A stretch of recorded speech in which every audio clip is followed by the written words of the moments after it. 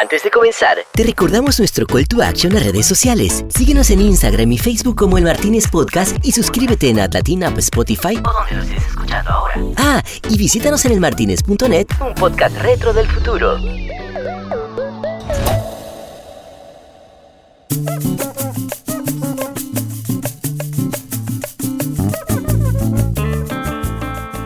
Comenzó una nochecita más en Cartagena, esta ciudad maravillosa de Colombia que nos recibió tan lindo. Y esta noche tenía el placer y el gusto de sentarme a hablar con una mujer que está haciendo la diferencia para un montón de mujeres. Así que, bueno, que sea otra mujer, Marly, que nos cuente de nuestra invitada de esta noche. Ella es representante adjunta en ONU Mujeres Colombia, defensora de la igualdad de género y los derechos de las mujeres desde hace 18 años. Ha trabajado en oficinas de países como Ecuador y Vietnam y en la oficina regional de ONU Mujeres para América Latina en Panamá, así como en la sede de la organización en Nueva York. Ha hecho un trabajo destacado en fondos concursables multidonante, tanto en apoyo a los objetivos de desarrollo del milenio y a la reforma de la ONU como en mecanismos dirigidos a organizaciones de mujeres en materia de igualdad de género.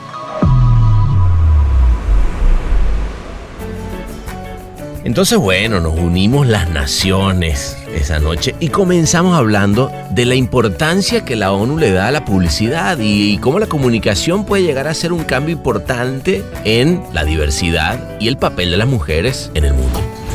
La publicidad está ahí, ¿no? Y está como generando una conversación social que finalmente es a la que aspiramos nosotras también, que normalmente no es un grupo con el que pues la ONU, la cooperación internacional trabaja, ¿no? Pero creo que reconocer que el sector privado no solamente está ahí para apoyar ciertos programas de desarrollo, sino que tienen esta voz absolutamente potente, provocadora también en muchos casos, masiva, capaz de marcar tendencia en 3 segundos, ¿no? Lo que a nosotros nos toma pensarnos una campaña que puede ser así meses, es un espacio de salir de nuestra zona de confort, de hablar con un grupo de gente con el que normalmente no hablamos, pero con todo el reconocimiento de la capacidad transformadora que tiene este sector.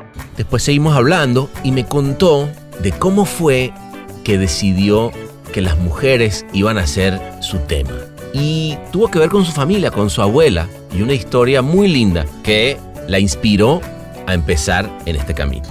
Pues nosotros muchas veces hablamos de las gafas de género, ¿no? Las lentes, ¿no? Que te las pones un día y ya no te las puedes quitar más. En ese momento yo no era muy consciente, o sea, yo veía que mi madre, por ejemplo, que era súper estudiosa, súper juiciosa, pero que no había podido trabajar porque se había dedicado al cuidado de nosotras, pero después sale adelante, ¿no? Y se busca el trabajo. Y yo veía como ese tesón y esos obstáculos así y decía, wow, esto es algo como que es muy injusto, ¿no? O sea, me parecía. Entonces sí, y la reflexión después sobre las abuelas viene después, ¿no? Decir, pero ¿y esta mujer por qué no fue al colegio, no? O esta se había ido a la universidad porque nunca pudo trabajar, ¿no? Hay esos momentos, hay otros momentos que son más de indignación. Yo, por ejemplo, fui a la universidad, estudié Derecho, yo venía de una gran familia así de abogados que habían estudiado Derecho y estudiando Derecho enganché mucho con los temas de Derecho Penal. Ahí había también una profesora feminista que como que me llamó mucho la atención y entonces empecé a trabajar en temas de violencia, en ese momento era la violencia intrafamiliar. Tú ibas a ver los casos y era terrible, ¿no? Creciendo en una sociedad como la española, porque el machismo español pues también está muy arraigado, sí, sin duda. Luego hablamos de un espacio que abrieron la gente de la ONU en Más Cartagena para premiar las campañas que están promoviendo la diversidad y que realmente están haciendo un cambio en publicidad no sexista y diversa. La idea era eso, de reconocer como ese potencial increíble de colocar conversaciones sociales así en 3, 2, 1 y como súper potentes. Y bueno, empezamos así muy menos ambiciosos, ¿no? De bueno, vamos a premiar a los que no lo están haciendo mal, por lo menos, ¿no? Una cosa así muy tal. Y nada, la primera edición del premio, te contaba, pues fue así, nos tocó ver anuncios, o sea, nosotras mismas buscarlos. Terminamos premiando, pues nada, uno que era un anuncio que un hombre ponía la lavadora, ¿no? Era como, ¡ay, qué joven! El hombre pone la lavadora, esto es corresponsabilidad, así. pero eso empezó a generar muchísimo interés, ¿no? Nosotras tenemos como todas estas historias que no sabemos cómo contar, pero que las estamos viendo, ¿no? Y entonces empezamos con los premios ya más sistemáticamente, empezamos a recibir cada vez más interés, más campañas que se presentaban año a año. Hablamos también cómo a veces cuando tocamos temas tan delicados, el humor puede ser buenísimo, esa herramienta que todos tenemos ahí, que últimamente se nos olvida tanto, ¿vale? Que existe, con lo lindo que es reírse, ¿no? Mira, yo no sé si aquí me parece que es correcto esto que voy a decir, pero creo que una de las películas más vistas en la historia del cine español es 8 apellidos vascos, que toca el tema medular más sensible que puede haber, que es el tema de los nacionalismos, los independentismos y el terrorismo, que no es un tema chistoso, o sea, es un tema gravísimo. Y 8 apellidos vascos logra de una manera así como colocó una conversación en la sociedad española desde la risa, que es maravillosa y que nos permitió mirarnos y decir, o sea, y reírnos de esos estereotipos. Y yo creo que el humor puede lograr eso, ¿no?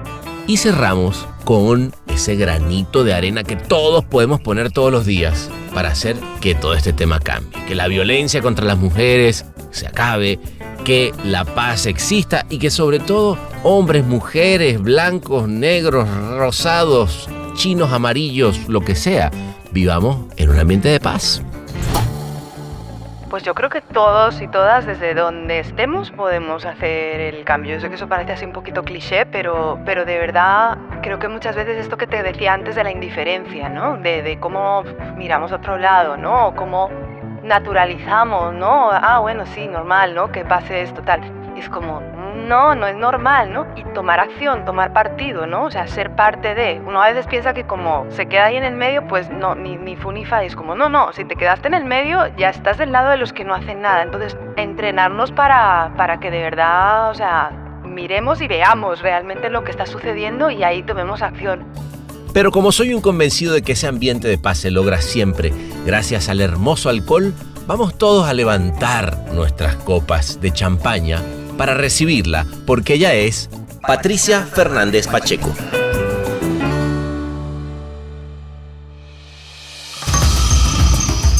Esto es El Martínez.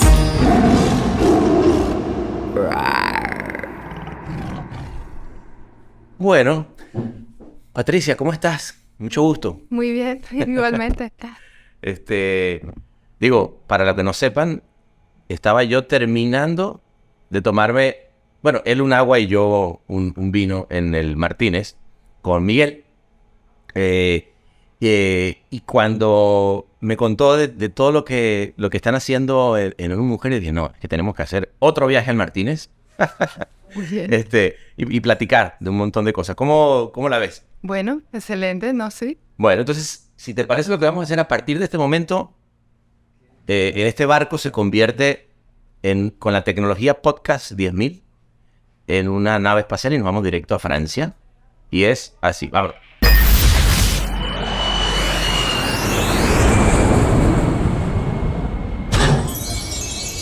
Bienvenidos a El Martínez. ¿Qué le servimos para empezar?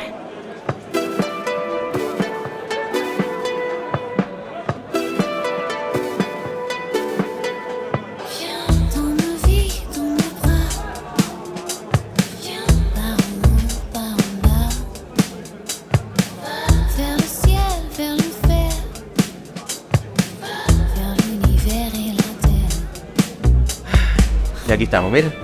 ¿Qué te parece? Bueno. Toma, ¿te quieres tomar algo? Yo creo, ¿no? ¿Sí? Si es un bar. Obviamente, Pues, lo que pasa es que luego... en España en los bares se toma. Uno se toma. ¿Qué te quisieras tomar? Cervecita. Sí. Cervecita. Claro.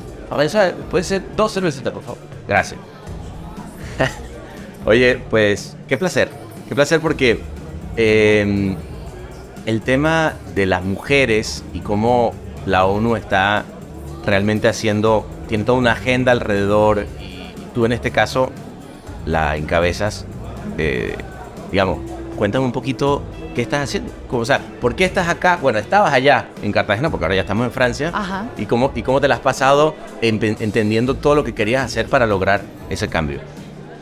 Bueno, pues estar en Cartagena, donde estábamos, es para mujeres es una cosa súper especial porque es parte de un trabajo que no tenemos oportunidad de hacer muy a menudo, que es estar con la industria creativa, con los publicistas, con los que están trabajando el tema de marcas, que normalmente no es un grupo con el que pues, la ONU, la cooperación internacional trabaja, ¿no? Nosotros estamos Es verdad, es extraño. ¿Por qué crees que pasa eso? Porque normalmente la ONU es un organismo multilateral, ¿no? Intergubernamental, entonces estamos con los gobiernos, también trabajamos con la sociedad civil para que haya puentes, haya conversaciones entre ellos. Está el sector privado, pero creo que reconocer que el sector privado no solamente está ahí para apoyar ciertos programas de desarrollo, sino que tienen esta voz absolutamente potente, provocadora también en muchos casos, masiva, capaz de marcar tendencia en 3 segundos, ¿no? Lo que a nosotros nos toma pensarnos una campaña que puede ser así meses, o sea, la publicidad está ahí, ¿no? Y está como generando una conversación social que finalmente es a la que aspiramos nosotras también, que trabajamos pues para un mundo de igualdad de oportunidades para hombres y mujeres, donde terminemos con cosas como la violencia hacia las mujeres, ¿no? Que es tan brutal y que nos está arrebatando vidas todos los días. Totalmente. Entonces, bueno, es un espacio de salir de nuestra zona de confort, de hablar con un grupo de gente con el que normalmente no hablamos, pero con todo el reconocimiento de la capacidad transformadora que tiene este sector. Enhorabuena, me parece increíble que efectivamente agarres y digas, bueno, mira, ¿sabes qué? No nos podemos quedar solamente en... O sea, la iniciativa, digamos, tener a la gente de comunicación es súper importante. Y quiero llegar allá porque sé que además hicieron un premio que ha estado como que dando mucho de qué hablar y que lleva mucho tiempo haciendo que crezca. Pero antes me gustaría, a ver, conociéndote un poquito más, ¿cómo alguien llega, una mujer española que ahora vive en Colombia, en qué momento te nace así y ese gusanito que tú dices, voy a luchar por la equidad de géneros, por la igualdad entre hombres y mujeres en el mundo, y llegas a la ONU? Pues nosotras muchas veces hablamos de las gafas de género, ¿no? Las lentes, ¿no? Que te las pones un día y ya no te las puedes quitar más. Okay. Y yo no sé en qué momento me pasó eso. Yo creo que debía ser muy pequeñita, creciendo en una sociedad como la española, pues con muchos desafíos, ¿no? Porque el machismo español pues también está muy arraigado, fuerte, ¿no? Sí, sin duda. Y yo creo que viendo pues muchas oportunidades también, ¿no? O sea, como en mi caso concreto nunca fui consciente de una discriminación, de decir, bueno, no pude estudiar lo que quería, a diferencia de mi madre, que sí quería haber estudiado una carrera y tuvo que estudiar otra, a diferencia de mis abuelas, que a lo mejor no pudieron ni siquiera estudiar, o una de mis abuelas que sí había hecho carrera universitaria, pero no la dejaron trabajar, su esposo. Wow. Entonces, claro, uno cuando va entendiendo como ese entramado de talentos de mujeres que estaban ahí, pero que no lo lograron, y tú sí tienes una cierta capacidad, pero aún así sigues viendo que en la sociedad hay muchas cosas que no están bien, ¿no? O sea, que empieza en tu familia. O sea, digamos que ver a los roles femeninos de tu familia, ¿no? Y cómo cada una de ellas tenía su propia historia, te hace reflexionar un poco. En ese momento yo no era muy consciente. O sea, yo veía que mi madre, por ejemplo, que era súper estudiosa, súper juiciosa, pero que no había podido trabajar porque se había dedicado al cuidado de nosotras, pero después sale adelante, ¿no? Y se busca el trabajo. Y yo veía como ese tesón y esos obstáculos así, y decía, wow, esto es algo como que es muy injusto, ¿no? Claro. Me parecía.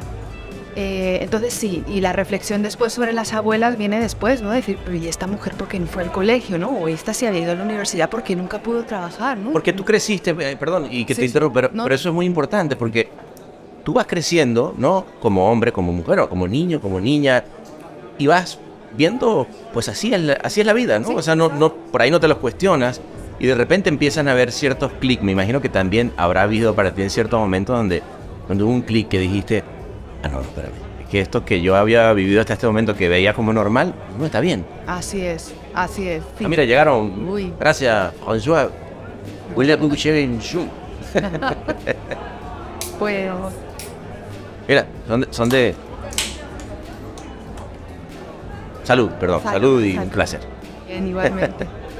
Pues sí, efectivamente hay esos momentos. Hay otros momentos que son más de indignación. Claro. Yo, por ejemplo, fui a la universidad, estudié Derecho. Yo venía de una gran familia así de abogados que habían estudiado Derecho. Y entonces fui a la universidad y estudiando Derecho enganché mucho con los temas de Derecho Penal. Ahí había también una profesora feminista que como que me llamó mucho la atención. Y entonces empecé a trabajar un poquito, a hacer prácticas en juzgados. Y vi bastantes temas de violencia, en ese momento era la violencia intrafamiliar. Tocaron casos de cerca. Claro, entonces tú ibas a ver los casos y era terrible, ¿no? O sea, ¿Hay alguno que te haya marcado particular, que tú digas, esto simboliza mucho lo que hoy en día es la problemática? yo creo que lo que más me tocaba en ese momento es que ver que muchos de esos casos de mujeres que morían, ¿no? Los feminicidios es arrebatarle la vida a una persona, además, Claro. de parte de su pareja, ¿no? La que le dijo que le iba a proteger y que iba a estar ahí, que esas muertes eran evitables, ¿no? Que todas las alertas estaban ahí, ¿no? Que cuando tú leías el caso decías, pero si es que esto no fue de un día para otro, ¿no? Si aquí había toda una historia detrás que te daban las alertas y que nadie hizo nada. Los vecinos no hicieron nada, ¿no? Las hermanas, las familiares no hicieron nada, ¿no? El colegio que se sabía no se hizo nada, ¿no? Entonces, como esa complicidad de la sociedad que prefiere voltear a mirar para otro lado y que dice, bueno, no, los trapos sucios se lavan en casa, ¿no? Y esa cosa muy doméstica de que ahí no había que intervenir. Entonces yo ahí sí sentí que el derecho era algo que podía transformar y que podía salvar vidas, ¿no? O sea, que podía hacer que esas vidas que estábamos perdiendo no se perdieran. Y por ahí empieza un poquito la andanza. Interesante.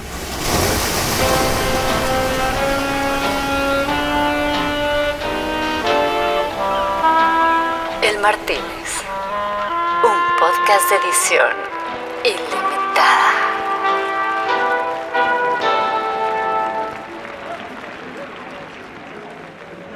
Y ahí diste en el clavo, un clavo que es muy, muy importante, que tiene que ver, cuando hablamos de feminicidio y hablamos de relaciones de pareja tóxicas, etcétera, etcétera, la prevención. O sea, eso que tú acabas de decir, que eran asesinatos que se hubieran podido prevenir. Recuerdo haber visto hace poco o haber oído un caso, creo que fue en Colombia, a ver si tú igual estás más enterada que yo, que hicieron una línea hotline para hombres y que llamaban los hombres en momentos en los que de pronto tenían celos o de pronto se sentían como con ganas de ejercer violencia y funcionó mucho. No sé si estás al tanto, pero sí. La prevención es, ¿sí? Hay algunas experiencias, no son la mayoría, Ajá. pero yo creo que necesitamos muchas más de esas, porque fíjate que muchas veces la prevención se ha pensado como solamente como con las mujeres, ¿no? Como de... Y además nos pasan una carga gigante, ¿no? Como, infórmate, ve, denuncia. Asóciate, empieza a volver loca. Y entonces es como, bueno, pero si es que el problema no lo tengo yo, lo tiene. Claro, es claro. O sea, además tengo que empoderarme y salir, carga... entonces irme y denunciar y tal. Entonces, claro, bien eso, pero tenemos que trabajar desde la raíz. La raíz son, sin duda, todos los estereotipos nocivos que justifican, que naturalizan la violencia, que la minimizan. Porque lo que te decía antes, la violencia no es que de un día para otro sea un feminicidio, empieza por los micromachismos, por las microviolencias que vemos en el transporte público, en la calle, desde que somos chiquititas, ese ¿no? El piropo acoso. que realmente es un acoso, ¿no? Ese es el dominio de las relaciones que vemos también, pues las primeras, ¿no? De adolescentes, ¿no? Donde ya hay un control, donde muéstrame tu celular, donde con quién vas, donde qué es el dinero, ¿no? Todo eso es violencia también, ¿no? Y si no intervenimos y si no vemos la prevención desde ahí y vemos que es de dos lados, ¿no? Que no es solamente tú no me mires del celular, sino como no, pues tú tampoco lo hagas. Y entender que esa contención sí puede ser también salvadora de vidas, ¿no? De la que tú hablas. Entonces, ahí en esa raíz está el tema de las masculinidades.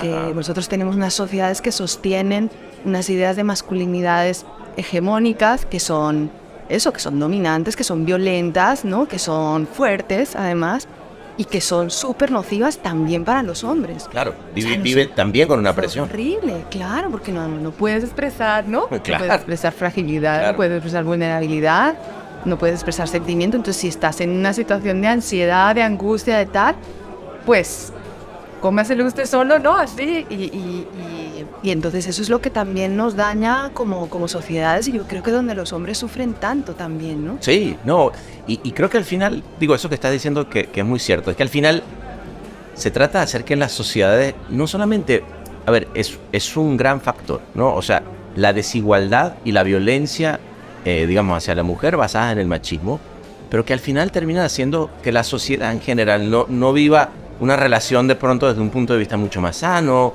que no seamos capaces de pronto de platicar de nuestras inseguridades. En fin, hay una cosa que también tiene que ver con salud mental, ¿no? No Totalmente, sé. Y más felices. Mira, por ejemplo, en el tema de la paternidad responsable, nosotros hemos visto que los padres sufren mucho cuando son excluidos de la crianza. Lo que pasa es que los estereotipos son tan fuertes que es como, usted no haga nada, usted no sé qué. Entonces, bueno, pues yo aquí lo miro de lado y tal, y luego, claro, no se genera como esa relación con los hijos, que cuando los hombres se permiten y les permiten entrar en los cuidados, ven que es un mundo maravilloso de relación con sus hijos, donde aprendes habilidades, porque no hay nada como tener un hijo para aprender así como de 0 a 100 un montón de habilidades increíble, que no pensabas que tenías. Yo te cuento que cuando cuando cayó la pandemia, yo una de las cosas que más disfruté, yo venía viajando mucho, ¿no? Venía viajando, y de repente a verme obligado, para bien, a sentarme con mis chamos y hablar y... Bueno, es que realmente te das cuenta primero que tienes que insertarte en la familia, porque y te das cuenta de que tan quizás alejado estabas, y cuando eso pasa, la relación cambia. Y es chéverísimo. ¿No? Claro, es muy lindo. Sí. No sé, ¿a ti cómo te ha pasado con... Entonces, ¿tienes hijos? Yo tengo 2 hijas. ¿2 hijas? Sí. ¿Y cómo has hecho con esa relación, por ejemplo, con...?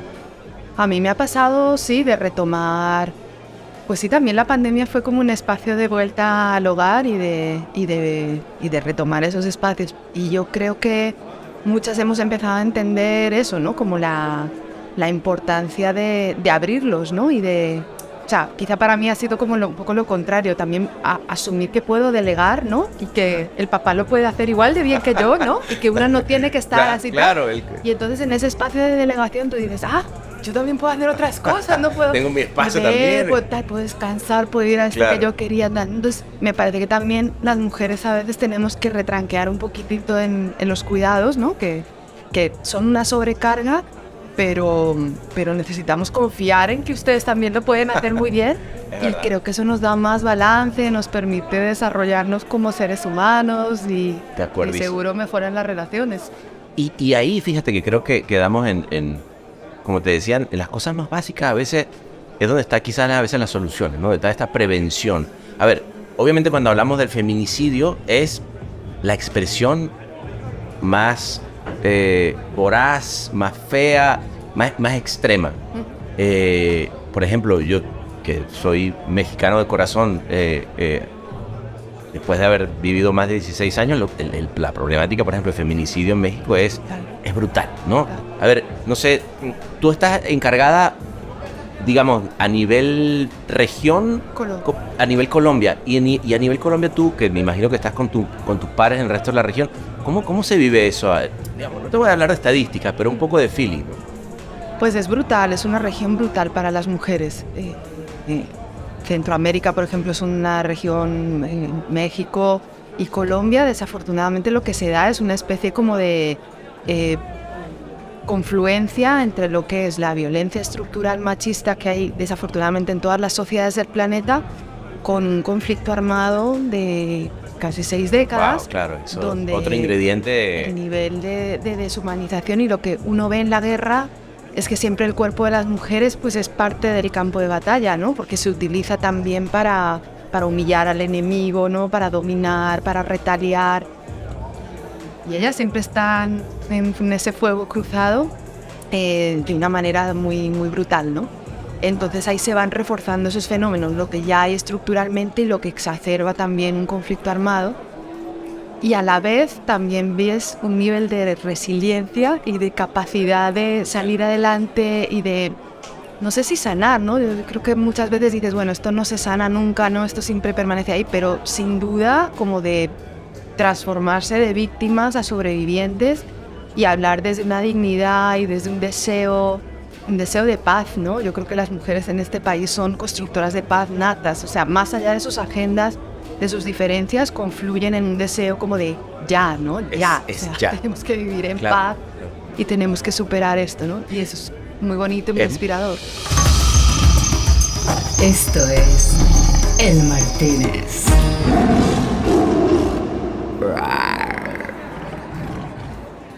Es muy lindo y creo que, más bien, todo lo que está pasando, yo obviamente celebro mucho digamos, que ONU tenga alguien como tú, como además todo tu equipo que están haciéndolo, ¿no?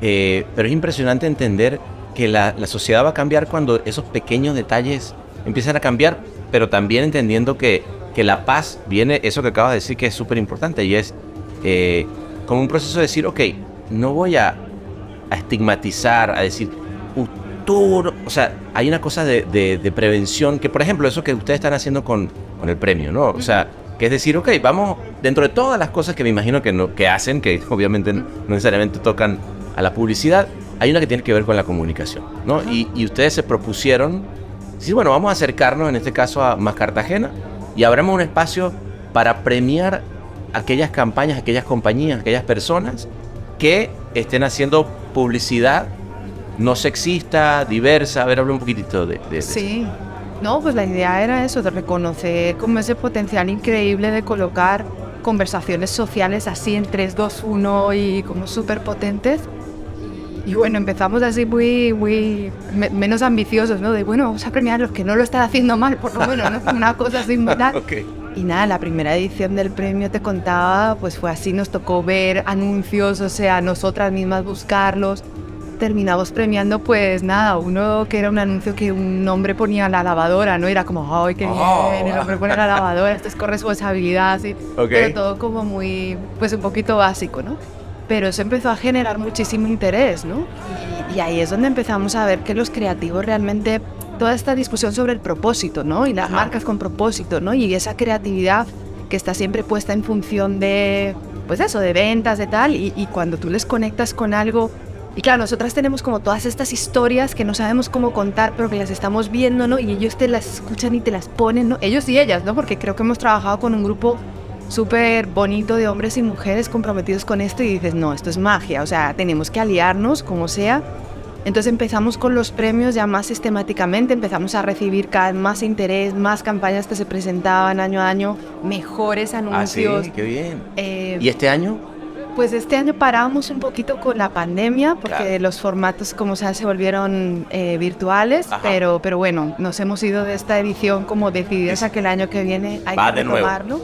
Y yo creo que un tema muy importante que a mí me gusta mucho también este tema de los anuncios es cómo el humor se puede poner en función de estos temas que son a veces tan difíciles, ¿no? De tocar. Claro, complicado. Y sabes que acabas de tocar un tema que a mí siempre me apasiona hablar. Primero porque hago stand-up y siempre he hecho campañas con humor. Me gusta mucho el humor.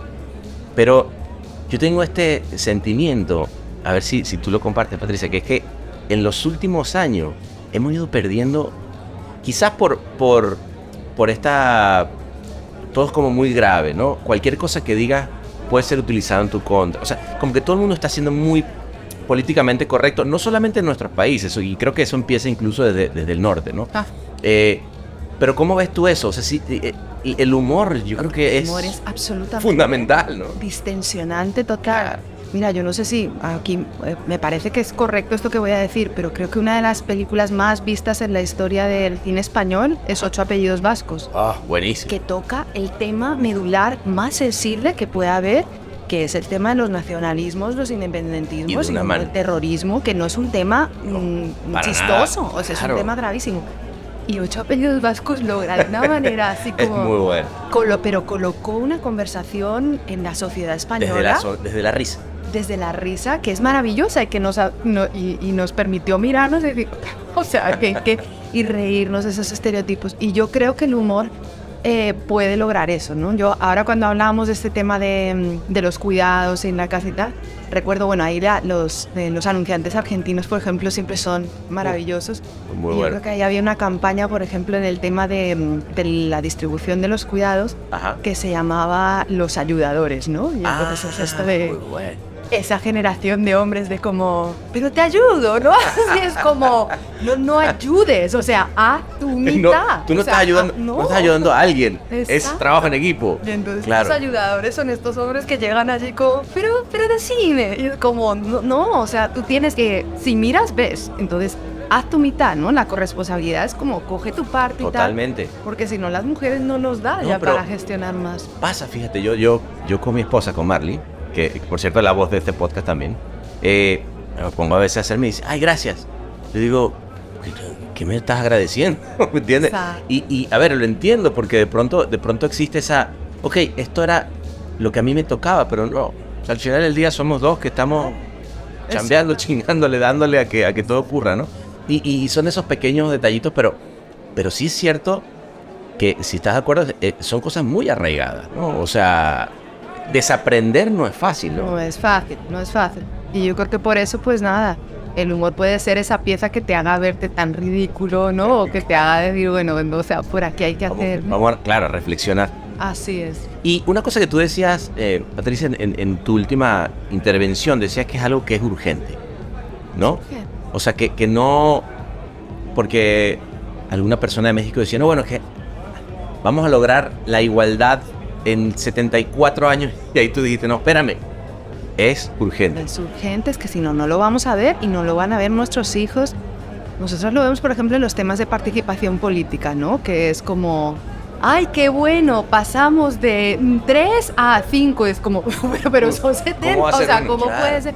Entonces, si empiezas a echar números, dices, no, pero si es cada 4 años, o sea, este ritmo no lo logramos. Entonces, yo sí creo que ese mensaje de urgencia de decir, no, es que es ya porque estamos en una crisis planetaria. Sí. O sea, yo lo digo en serio, o sea, el tema del COVID-19 nos ha, yo creo que, volteado en todo lo que nosotros pensábamos que podía hacerse progresivamente en muchos tiempos y decir, no, aquí ha habido una regresión gigante y ahora no tenemos tiempo de, bueno, entonces regresemos para luego reponer estos 10 años. O sea, aquí lo que hay que hacer es reconstruir mejor, ¿no? Y aprovechar la crisis, eso siempre en lo humanitario lo decimos así, ¿no? Aprovechar la crisis como una oportunidad, ¿no? Y aquí hay que construir mejor, y construir mejor es construir con igualdad, y todo el talento es necesario y no tenemos tiempo que perder, y eso nos vincula con los temas de sostenibilidad ambiental, ¿no? O sea, claro. Yo creo que ahí vemos eso, como unos liderazgos de mujeres, yo lo contaba ahora en el panel, ¿no? Como de mujeres que no se reconocen a sí mismas ambientalistas porque no llevan el título, pero es que tú las escuchas y naturalmente están en ese cuidado. Qué igual guay. Que cuidan de su familia, cuidan del río, cuidan de la tierra, cuidan del idioma, cuidan de la cultura. Salud por esas mujeres que están cuidando por este y que mundo. Hay que protegerlas, claro, porque están en un riesgo enorme. Tú sabes que Colombia es uno de los países más peligrosos para los defensores y defensoras ambientales. Para los activistas.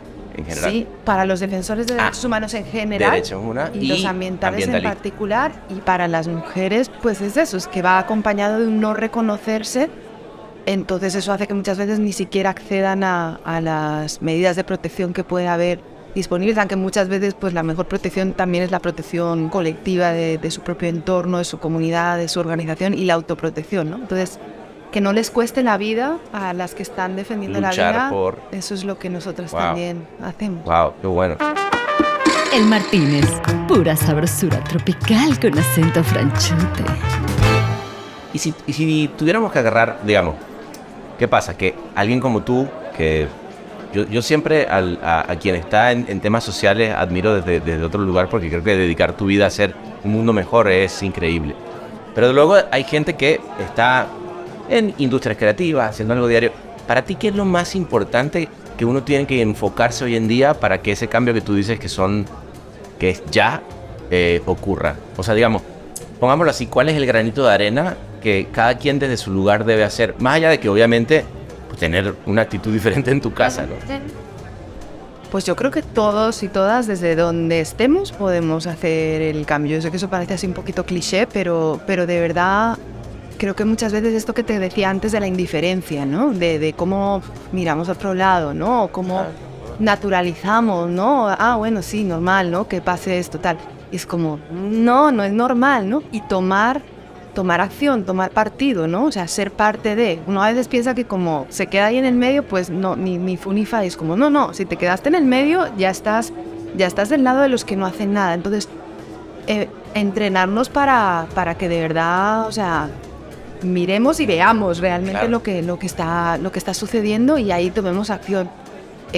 yo creo que desde la publicidad, como te digo, tiene una voz tan potente que y los contenidos también, ¿no? Absolutamente. Creo que los contenidos hay un... Y las marcas, ¿no? O sea, a ver, ¿qué estás vendiendo, no? ¿Cómo lo estás haciendo? ¿Qué estás reforzando, no? O sea, porque esto tiene unas implicaciones gigantescas, ¿no? En la salud de las personas, en la felicidad de las personas, ¿no? Cuando tienes presupuesto, poder, digamos, cuando digo poder, te dan el poder de platicar con mucha gente.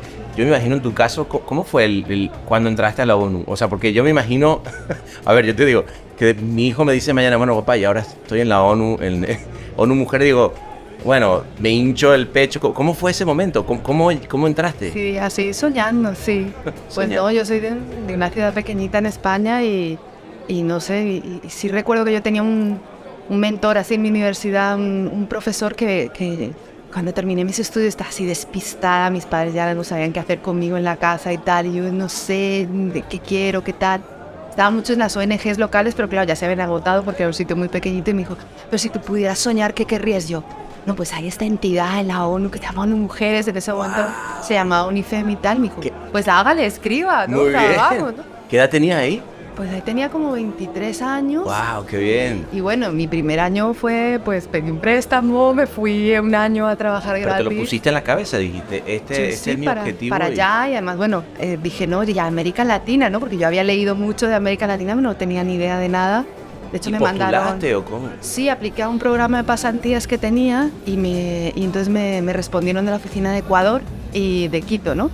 Y yo pues había oído algo de que sí, alguna ONG que trabajaba en Guayaquil o no sé qué. Bueno, el caso es que yo empacaba allí ropa como si me fuera a Cartagena hasta que alguien me dijo, Quito está en la altura, ¿tú sabes eso? Y yo, ¿en serio?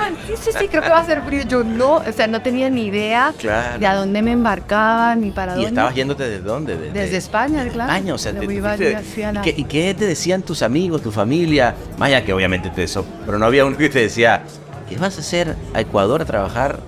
Bueno, sí, ahí yo creo que ahí yo siempre fui muy aventurera, entonces creo que era parte de la aventura, parte de tal, y bueno, luego ya cuando empecé a trabajar formalmente con la ONU, pues fue como, esto parece que va a ser, ya no nos pide plata, bueno, ahora va para allá, ahora para acá. Y bueno, eventualmente se ha vuelto una forma de vida, sí, no es solo un trabajo, es una forma de mirar al mundo. Es una forma de vivir porque también te implica mucho desarraigo, ¿no? Tú estás un tiempo en un lugar y luego vas a otro. Siempre te estás moviendo. Siempre te estás moviendo, pero bueno, pues es parte de pero hay que moverse también. ¿O no hay que moverse? Además, por este mundo. Oye, pues yo te propongo, François, mira, pónganos aquí porque además tenemos todo un equipo en la otra mesa que está, gracias por venir, ¿no? Que están aquí y van tirando notas. Pero yo por pronto una botella de champaña para brindar por toda la gente que está haciendo esto un mundo mejor. De verdad que increíble e inspirador poder escucharlo. Ha sido un gusto conversar contigo. Salud, ahorita voy a pagar y ya nos tomamos tranquilo la champaña para que nadie le diga nada. Vale, muy bien.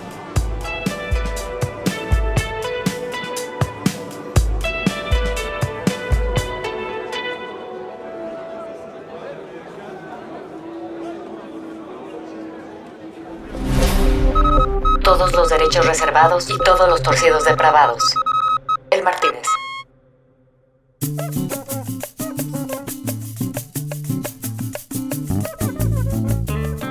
Bueno, terminó otra nochecita más. Con la tecnología Podcast 10.000 nos fuimos a las callecitas de Cartagena de nuevo. Empecé a caminar por estas calles empedradas, ¿vale? Oyendo todo ese vallenato y esa cantidad de raperos y reggaetoneros y de pura sabrosura que se juntaban en las calles, y no podía dejar de pensar qué lindo sería tener un poco más de esto en la Costa Azul, chico, ¿no? Y bueno, en un momento decidí meterme en un pequeño barecito y me encontré un montón de gente tocando una serenata, y ahí es donde dije que aquí es donde está la diversidad y la igualdad, en la sabrosura, en la bellezura, en la música, donde todo el mundo se junta, hombres, mujeres, todos cantando un solo cañote, una linda y bellísima serenatota. Así que ahí se las dejo, para que lo pensemos. Mientras tanto, salud.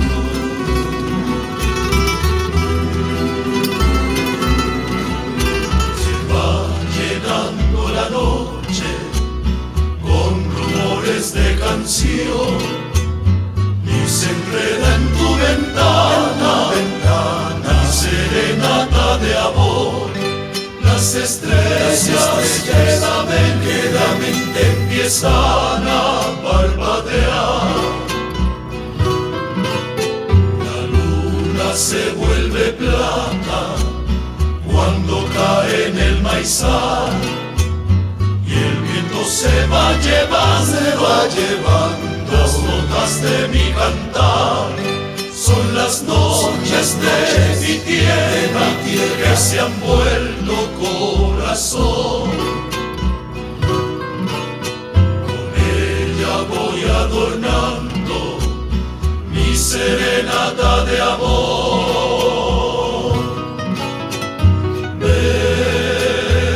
Vengo a dejarte mis quejas, adentro de tu alma. Vengo a cambiar tus desdenes por un poco de esperanza. Fue para ti solamente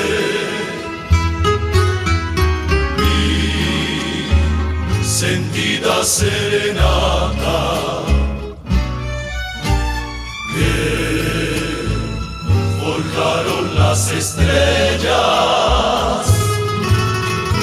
y el viento de mis montañas.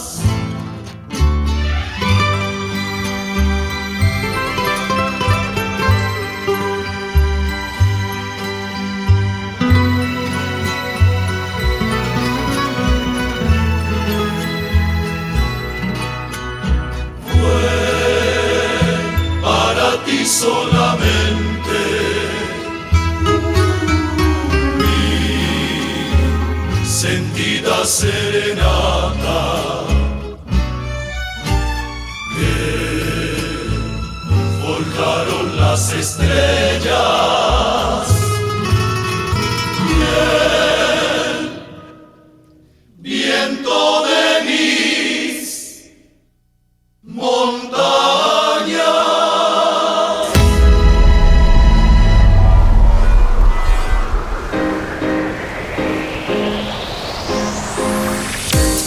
Este episodio fue mezclado y musicalizado por el gran Ahmed Cosío en Ciudad de México. Locución de la voz, Marley Figueroa desde LA. Escrito por Sebastián Arrechedera. Dirección de arte y redacción, Ángela Forti. Una producción colaborativa de Rainbow Lobster. El Martínez, un podcast bar improvisadamente meticuloso.